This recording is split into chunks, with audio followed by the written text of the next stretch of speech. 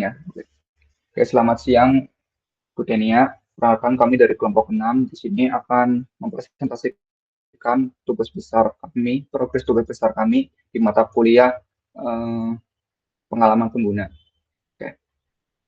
Pertama-tama di sini untuk anggota kami di sini ada saya Yoga Eka Pertama dengan NIM 2311040023. Saya Nizar Maulana dengan NIM 2311104019. Kris dengan NIM 2311104017. Oke, untuk latar belakang dan topik di sini kami mengambil SDG 11. Untuk SDG 11 itu sustainability, city and community, kota dan komunitas yang berkelanjutan. Kenapa kami memilih SDGs ini? Topik ini sangat relevan dengan kehidupan sehari-hari di mana warga sering menghadapi masalah seperti jalan rusak, banjir, serta masalah yang ada di kota. Masalah itu dekat dengan masyarakat yang membutuhkan respon yang sangat cepat dari pemerintah. Permasalahan terletak pada sistem pelaporan masalah kota yang seringkali lambat ditangani. Adanya keraguan dan rendahnya kepercayaan masyarakat terhadap sistem pelaporan digital, serta kurangnya transparansi dalam tindak lanjut laporan.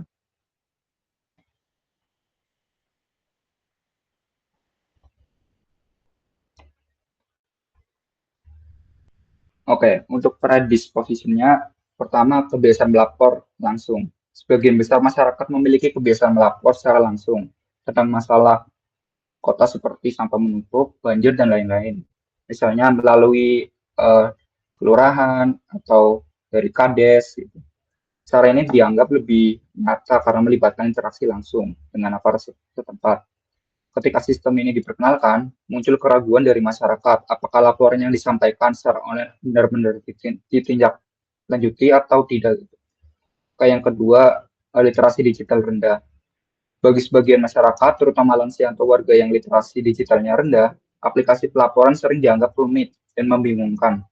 Mereka beranggapan bahwa aplikasi membutuhkan proses yang panjang, banyak data yang harus diisi, atau teknologi yang sulit dipahami.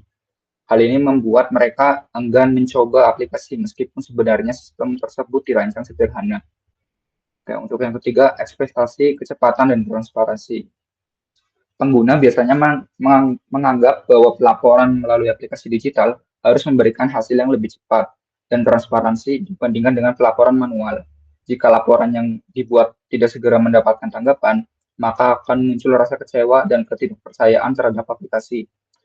Ekspektasi ini lahir dari persepsi bahwa teknologi digital identik dengan kecepatan dan efisiensi.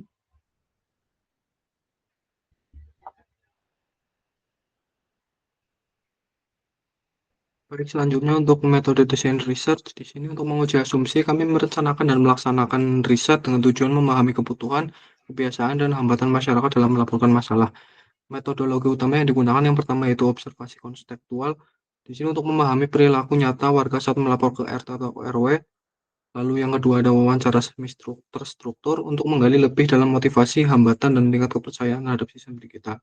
Di sini partisipan riset kami yaitu ada kepala desa, kader PKK, dan perangkat desa. Next. Selanjutnya untuk key finding-nya, yang pertama, temuan pertama itu kebiasaan melapor secara langsung.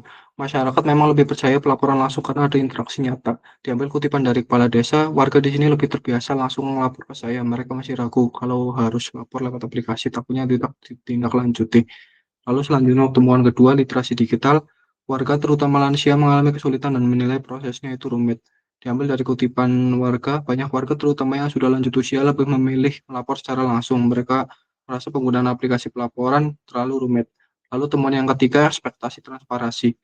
Pengguna menaruh ekspektasi tinggi pada kecepatan tampilan status laporan yang jelas terbukti meningkatkan kepercayaan. Diambil kutipan dari perangkat desa,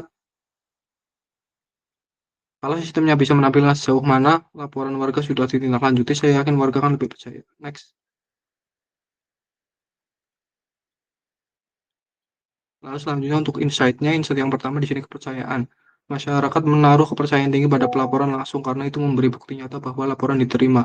Ini bukan soal manual versus digital, tapi soal pengakuan. Big goals-nya ingin merasa didengar dan dipercaya oleh aparat desa. Lalu yang kedua, insight yang kedua yaitu literasi. Kesenjangan digital membuat warga takut salah dan enggan menggunakan aplikasi. Tampilan yang membingungkan memperkuat persepsi bahwa sistem tidak ramah.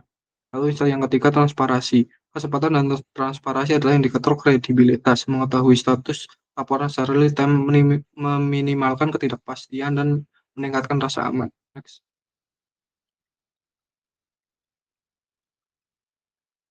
Lalu yang selanjutnya itu design opportunities. Yang pertama, membangun kepercayaan digital. Dengan cara merancang pengalaman yang mereplikasi rasa percaya dan pengakuan dari interaksi tatap muka. Lalu yang kedua, menyederhanakan aksesibilitas dengan cara menciptakan alur yang mudah dan intuitif untuk menghilangkan ketakutan pengguna dengan literasi digital rendah. Lalu yang ketiga, menciptakan transparansi proses dengan cara memberikan warga kendali dan visibilitas penuh untuk melacak progres laporan, menghilangkan rasa cemas dan ketidakpastian. Next. Oke, selanjutnya penjelasan konsep solusi. Yang pertama adalah implementasi fitur timeline progress real time yang menampilkan status laporan, waktu, dan unit tanggung jawab. Yang kedua, penerapan guide mode berupa panduan langkah demi langkah saat pengguna membuat laporan. Dan yang ketiga, mengirim notifikasi human touch yang berisi pesan personal saat laporan diterima, diproses, dan selesai. Next.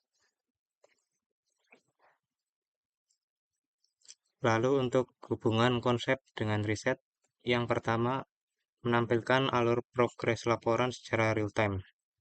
Fitur ini menjawab kebutuhan big goals warga skeptis, yaitu ingin merasa laporan mereka diproses dan dihargai, serta ingin mengetahui siapa yang bertanggung jawab.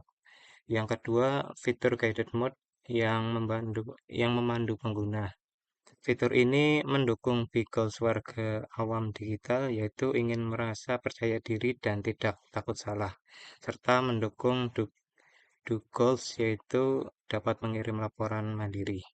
Dan yang ketiga, notifikasi status pesan apresiasi yang lebih personal. Fitur ini menjawab kebutuhan-kebutuhan psikologi untuk diakui atau feeling of being valued. Next. Selanjutnya, rencana pengujian konsep. Yang pertama, fokus validasi. Validasi apakah timeline progress real time meningkatkan rasa transparansi dan kontrol warga. Validasi apakah guided mode atau mode terpadu menurunkan kebingungan pengguna berliterasi digital rendah. Validasi apakah notifikasi human touch meningkatkan rasa diakui warga atau dihargai. Lalu yang kedua, metode pengambilan data. Yang pertama, kuantitatif, catatan observasi dan warga untuk menangkap insight, kutipan, dan ekspresi kebingungan atau kelegaan. Nah, yang kedua, kuantitatif, yaitu melalui kuesioner UEQ, User Experience Questionnaire, untuk mengukur, yaitu mengukur 6 skala UX, attractiveness, perspicuity, efisiensi, dependability, simulation, dan novelty. Lalu fidelity prototype, yaitu clickable prototype untuk merepresentatif untuk menguji alur interaksi dan respons emosional. Sekian presentasi dari kami. Mohon maaf kalau ada salah kata. Wassalamualaikum warahmatullahi wabarakatuh.